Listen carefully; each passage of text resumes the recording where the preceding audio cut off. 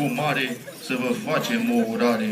Să urăm, dragii săteni, să urăm satul Munteni. Satul nostru, frățioare, e frumos precum o floare. Iar la noi în sat găsiți oameni nemaipomeniți. Oameni buni dintr-o bucată, învățați cu munca, tată, dar și hoți pe la coteți, după cum o să vedeți. Noi acum îi urăm, pe toți îi felicităm, și pe acei care au muncit, și pe acei care au halit. Că de asta hoțul fură, că muncim peste măsură. Ținem găinile în șură și nu le facem friptură. Și hoția-i muncă grea, să nu-mi spună nimenea, că știu eu de alaltă seară la mătușa Mărioara, când m-am dus după o curcă, că țaua ne-o dat de furcă, și-am mâncat bostan porcesc, de asta nu pot să hăiesc. Nici pe-a voastră sobelesc, degeaba mă opintesc. Voi care mâncați la greu, ia să vă aud și eu. Ia să te audă moșul care i-ai halit cocoșul și mătușa Mărioara care nu-i mai taie curca până nu-i trag eu cu furca. Ia mai chiuiți flăcăi și pocniți din bice, măi!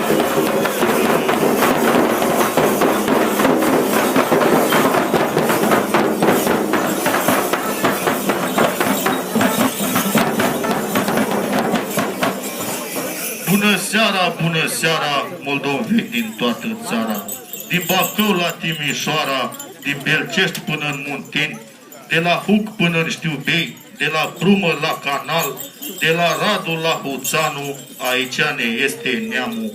Câte 15 mor tot anul să iasă la popă banul. Dar noi nu ne împuținăm, că alții în loc punem, că-s șefi cu demografia, valică cu melodia. Între o bere și o țigară mai toarnă un plod în țară. Toți-i caină că adună mulți copii la a lor stână. Dar lor le vine ușor, că așa a făcut tata lor. Eu pe unul l-am întrebat într-o seară penserat. Nu era destul de beat. Ia să auzim ce declară melodia bună oară. Trebuie să fac pe fiecare boșorul care mă-i moare, unul loc pe fiecare, după ce o să moară toți, îmi bag scula în chiloți și când nu mai fi norod, îmi urc sculele în pot. Mai la vale, mai pe huc, stă valică cam năuc.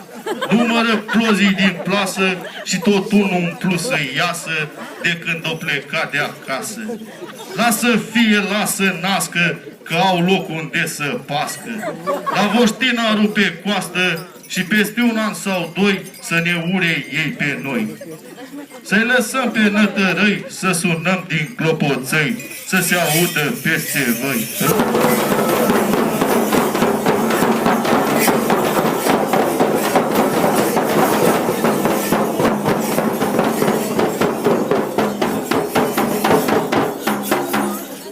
O fi să-i mai urăm, obiceiul să păstrăm. Pe proști să nu-i mai urăm, că oricum noi îndreptăm.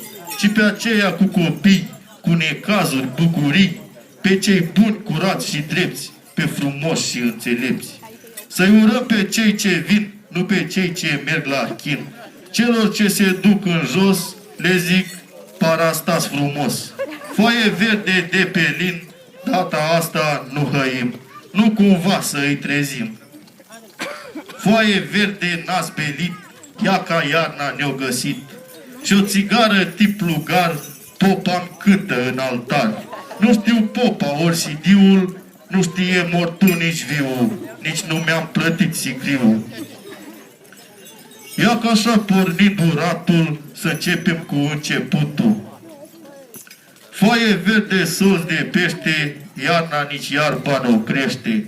Clanul Cornea o păzește, așa ca telenovele, cu bătăi și amoruri grele. Nu se tem de nimenea, că brânza e marfă grea, polițaiul ar mânca. Întrebați ca să vă spui, Costica lui Țifui. Și-am zis verde dun salcâm, să nu mă credeți nebun, pentru câte am să vă spun. Noi suntem vreo 5 băieți, frumoșei și înțelepți, că am pornit să ne însurăm sobă să ne cumpărăm, lemne în ea ca să băgăm. Fie lemne, fie pari, noi feciori de gospodari, întâi pornim să urăm, pe urmă să vă scăpăm de gagicile din casă. Și-am zis verde popușoi, ia sunați din zârgălăi și mai îndemnați flăcăi.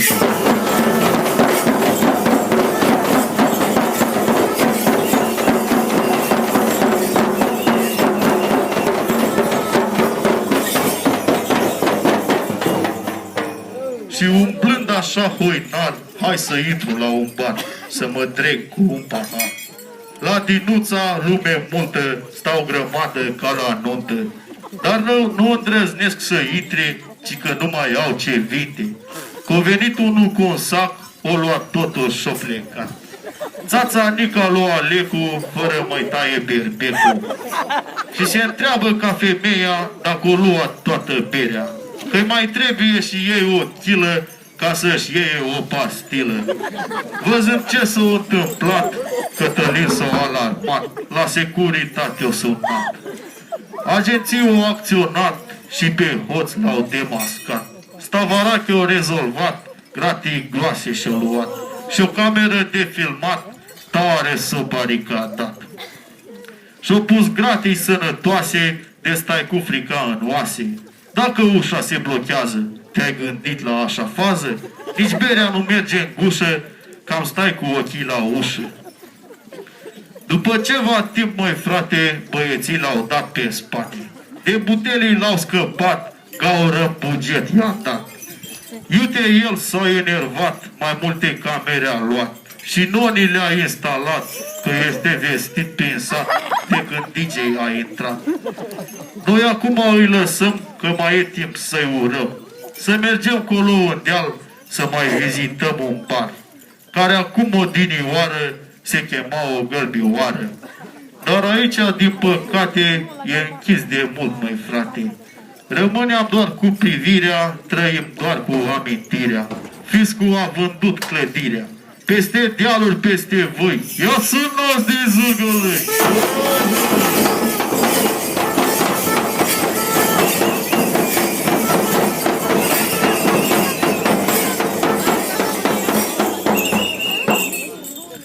Cu tristețe și suspin să-l urăm pe Jean Călin. Mai la deal de gălbioară se afla cândva o moară și în fiecare an Jean schimba câte un morar.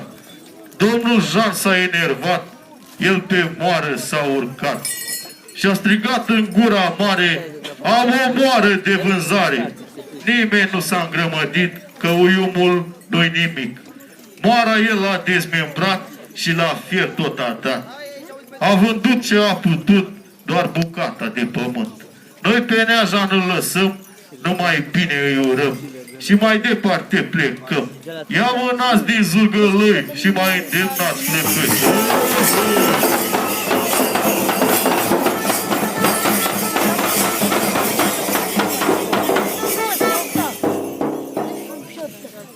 Foaie verde și un dudău, coborâm mai spre Părău. Mergem să-l urăm nițel, pe gălbează aiurel.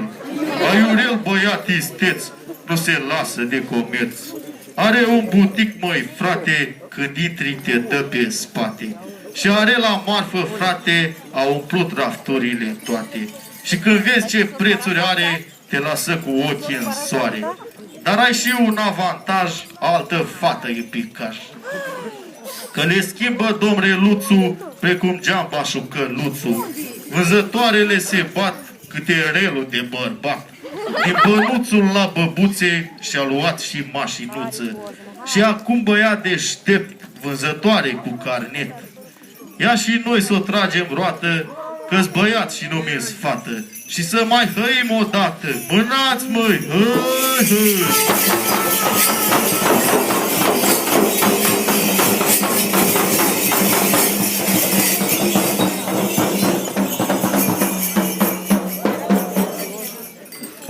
Cum în crâșmă am intrat, am pățit ca niciodată. Relul era supărat, de aceea l-am ascultat. Ia auziți ce am aflat. Stavarache Cătălin, după ce-o gândit puțin, El deodată s-a sculat, la brumă s-a deplasat, de săpat s-a apucat. Lumea tare se mira și ieșea de se uita. Unii cruce își făcea, alții tare se văita. Oamenii din nord de sat tare s-au mai supărat, că gunoiul le-a stricat. Că aveau și ei vreo 5 hectare să pună gunoi fiecare. Și hriboaica o strigat, în mormânt s-o înturnat. Că-o pus și ea la păstrat niște chiloți cu rahat, cu care s-o măritat și acu ăștia eu aflat. Cel mai tare și mai tare, care odată în gălbinare, de necaz și supărare, este relul din parcare. Reluțul cel din aval, supărat ultimul hal, dacă dă o rouă mare, o să-l spele pe picioare. Dacă mai dă și o ploaie, poate să-i ajungă la coaie. Numai fosta lui gagică, Mona cea cu gura mică, râde aproape de se strică, că o să-i pui o plasă groasă, o leagă tata de casă. Și atunci să vedeți, băieți, câte pungi cu pufuleți și bomboane și ciubuc pescuiește Mona în cuc. El să-și deschidă butic fără a cheltui nimic. Foaie verde de butic, ia să mai hăim un pic. S-audă relul cel mic, mânați, măi!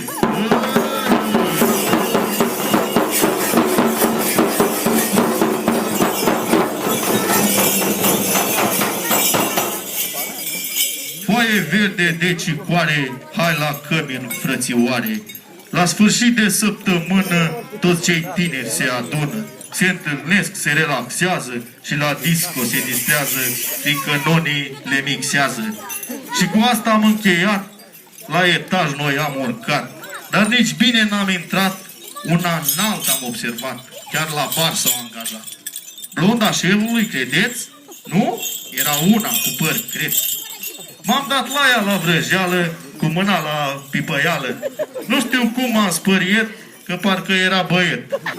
Că-i bărbat, nu-i muiere. Am văzut fără plăcere. Strigă unul și îi cere: Dănuț, mai dă o bere. Am văzut așa bandit, gustul mi s-o cam acrit. Berea nu mi-o mai priit, drept în stradă am ieșit, supărat și plictisit. Peste deal și peste văi, ia sunați din clopoței!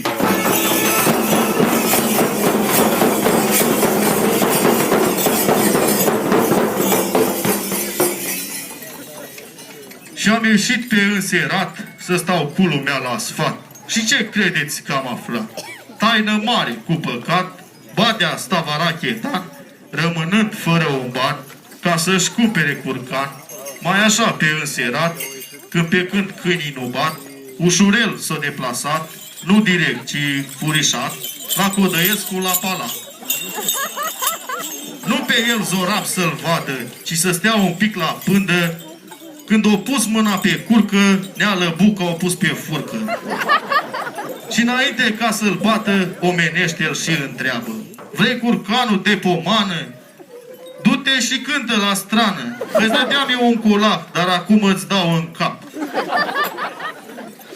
Dar o scăpat sănătos și noi v-am urat voios, că așa-i pe lume frumos. Fiecare își face treaba, să nu mănânce degeaba. Cel ce n-are-i cu luatul, Codăiescu-i cu iertatul, Cipriană-i cu cântatul, Nea Lăbuca cu caftitul. Iar noi tot cu uratul, ca să audă întreg satul. Ia să auzim și noi cum sunați din clopoței.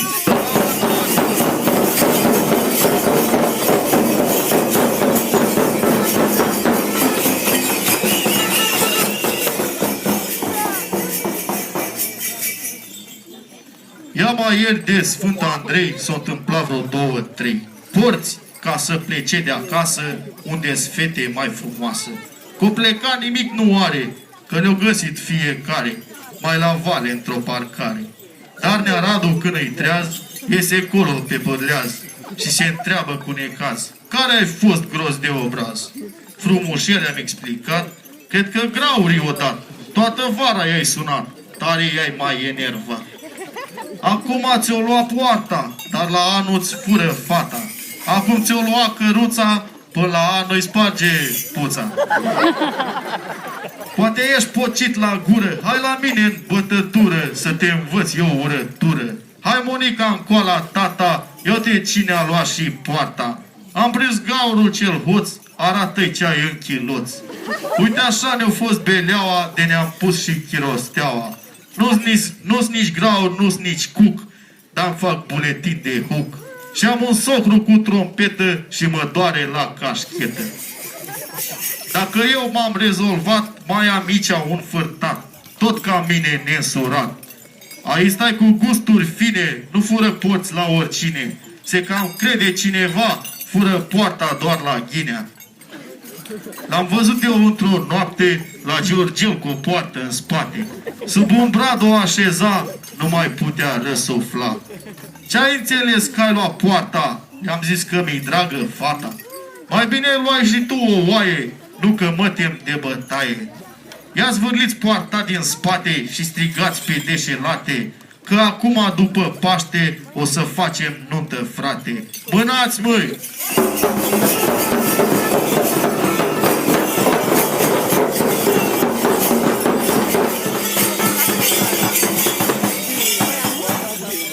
Ia că așa ne-a fost veleatul, de-am colindat tot satul.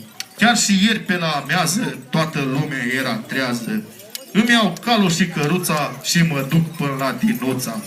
La crâșmaie nu acasă, dar să intru eu mai șmecher, tantea Nica e din specie. Stai, nu te grăbi, aiura, că acum se schimbă tura. Dar eu intru, cer o bere, nimeni nu mă aude vere. Dau din mâini, dau din picioare și din gură strig mai tare. Tanti Ani îmi grăiește, doar cu un ochi mă privește. Și încetuția îmi șoptește. Stai, o leacă, nu striga, că acum se schimbă tura. Au secrete de predat, codurile de schimbat, alarme de amorsat, memoria de citit, camere de potrivit, legături la satelit. Zic și eu că am cătrănit, când așa pe așteptat, tot în cur m-am scărpinat, în ce rană am făcut și căruța mi-a plecat, măcar dacă eram beat. Dar până întorc eu foaia, ca să nu înțărce bălaia, ia să mai strigăm cu droaia, să se audă Himalaya. Ia mânați, mâini!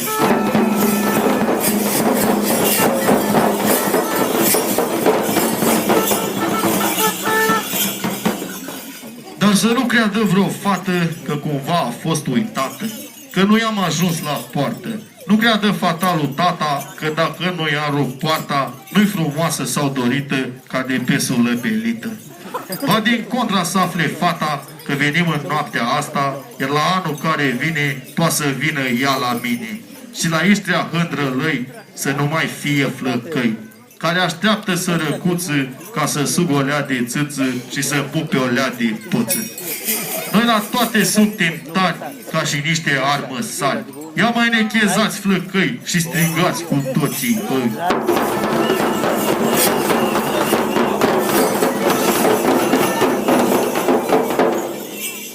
Foaie verde de pelin, ia să ne amintim puțin, că avem în sat un rechin. Rechinuțul mititelul, o crescut el băiețelul, măricel și frumușel, mor fetele după el. Și frumosul băiețel s-a dus la bar la Georgel, ca să cânte niței, să se dea un pic DJ, să câștige vreo 2 lei. Dar s-a câștigat, măi vere, doar cu o bere din cădere. Măi, nu-ți vine să le crezi, iar când vine moș minciună, toată lumea se adună. Ci că o hotărât deodată să ne mint adevărat, ca și cel de dinainte, nenea Geană, băiat cu minte, din câștigul adunat, un dastă și-o cumpărat. Nu mai are nimeni în sat și popa s-a ofticat, că doar el și cu primarul ne administrează banul. Am fugit nebun pe afară să ajung jos în ulicioară și atunci ca în astă seară am strigat a doua oară de s-o auzit la gară. Și mai am un pretenar, ăsta-i vânzător la bar. Noi pe rechin îl lăsăm și pe altul îl urăm. Foaie verde n-ați belit, hai să mai hăim un pic. Hăi, hăi!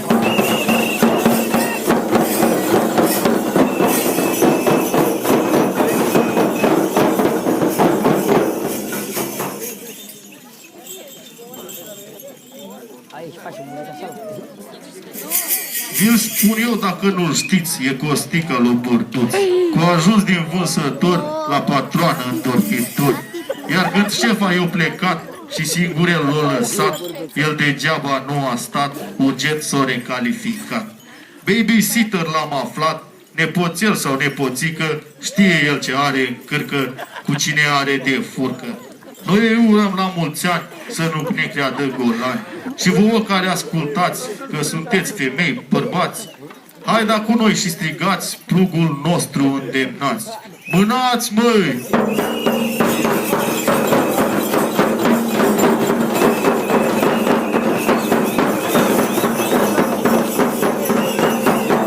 Mă opresc că lista e lungă până la anul să ne ajungă. Ca să nu vă țin în priză, o să vă fac o surpriză. Pe noi nu vă supărați, să nu creadă cei vizați că-s mai răi ca ăștia alți. Am selectat vreo 2-3, dar noi toți suntem ca ei. Și la bune și la rele, după cum avem plăcere. Și la rele și la bune, la anul altul ne spune.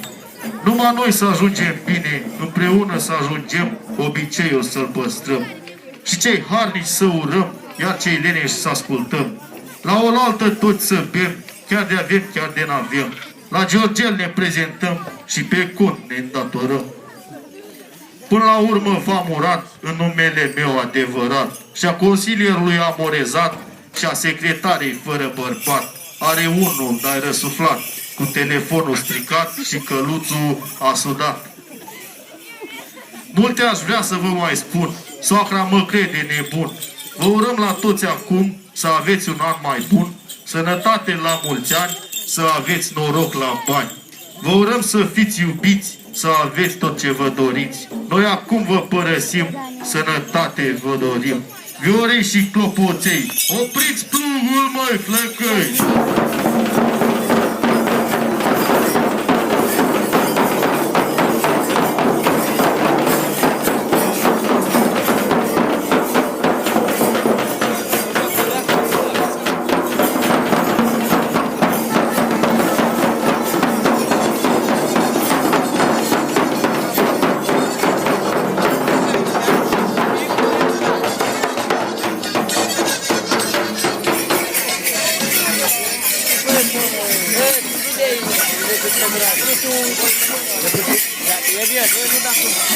Yes,